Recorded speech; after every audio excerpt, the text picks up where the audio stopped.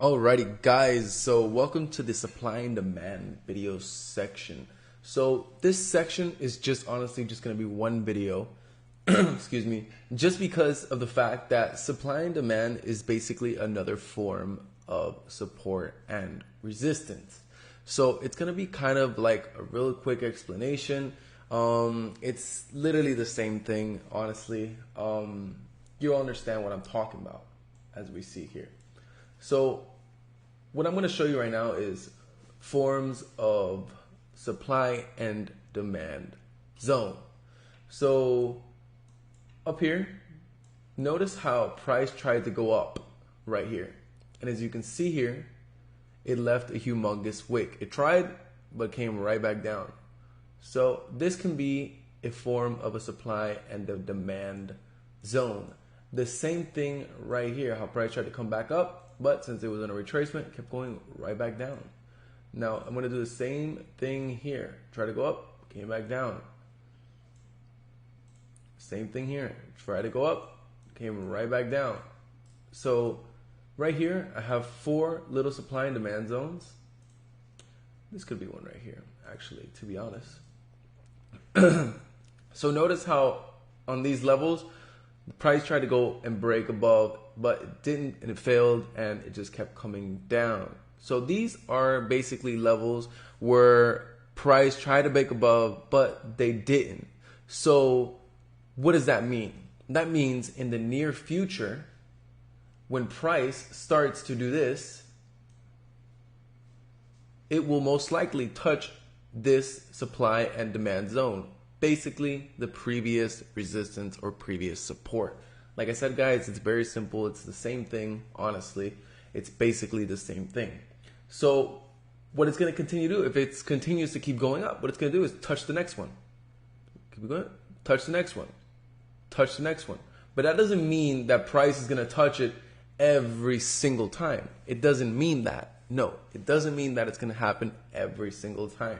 Could get close, but it could just go away. Other than that, the supply and the demand zone basically is, like I said, a form of support and a resistance. So I'm going to press play here on the graph, and I'm going to show you. We were on a downtrend, and then price started channeling to the side. It's not really going back down anymore. You see the pattern. It starts to consolidate. Boom, was in a down channel. Now it's in a side channel, and now price seems to be becoming bullish because it's not making new lower lows. What it did was make a high, make a new high, came back, retested this level of support, and rejected it. So what it's probably going to most likely do is become bullish and then try to touch this level of supply and demand zone right here, which is this previous resistance. Basically the same thing. So let's see how these zones are reacted to. Okay. Oh, touched it. Came right back down. Notice again, we're back up. Look at that. We touched it. Came right back down. You see how these zones are being touched? They were once levels where basically price tried to break above but couldn't. So when it started to come back and go to that direction, what it's most likely going to do 90% of the time is it's going to retouch it. So I like to use these zones as forms of places where I can feel confident that I know price is going to hit. So in this situation, notice how we have a new high, we had a retracement, and then we started to continue going up. So basically, if I would have ran my Fibonacci from here to here, look at this. Notice how the golden zone, very well respected, came up, hit here, kept going up, and came over here. And as you can see, this other level of supply and demand right here was basically touched. Now, let's keep going. Boom, came back. Look at that. Ooh. Now it looks like we're channeling down again. And boom, look at that. Notice how we broke out again, and then we came to retest this level again.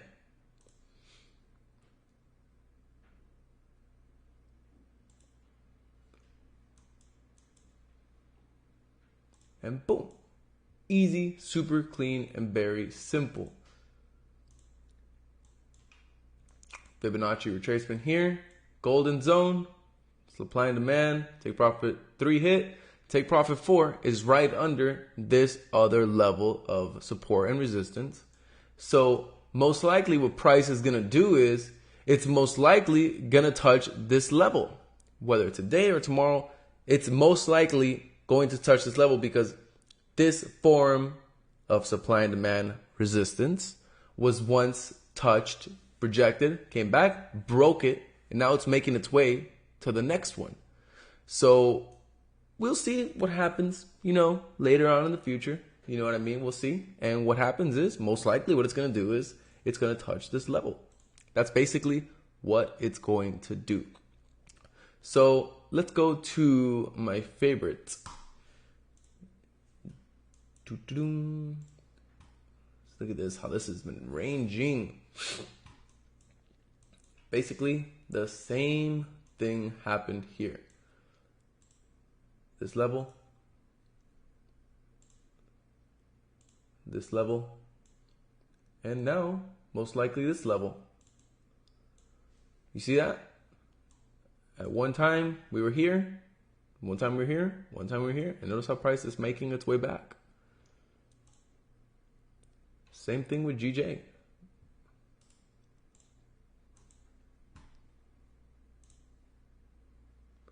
Oh, look at that. Take profit 1 hit on GBP USD. I mean, GBP JPY. Boom. Golden zone. Bam. Nice. Let's clean that up.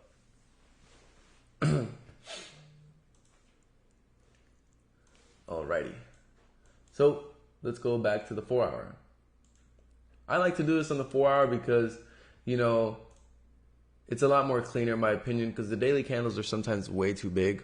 So on the 4 hour, they're kind of a little bit more broken down and you can kind of see a little bit more better than what you're seeing.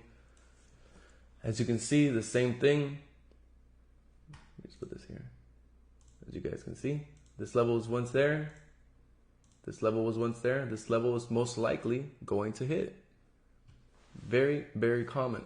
You'll see that price does seem to come back almost every single time. Let's see if we can find. This is a good example. Okie dokie. So we were once here, try to break above, failed. Same thing here. Same thing here. And as you can see, price, downtrend, side channel, break, came back here, touched it, came back here, touched it, and came back here and touched it, as you can see, before coming all the way right back down. And as you can see, if we do this to the future,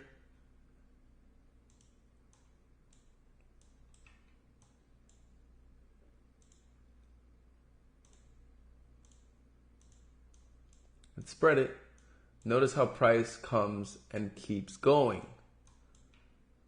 So let's say, for example, we're in a setup right here, a smaller time frame setup, like a 15-minute or whatever. We can most likely target this area, this area, this area here, because in the past, the price tried to break above in that area, but it couldn't.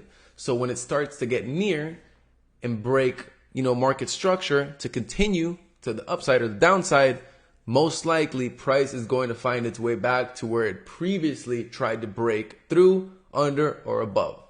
So that's it for this video, guys. I'm not going to make a whole bunch of videos on it just because it's basically the same thing as support and resistance. So thank you guys for watching. See you in the next one.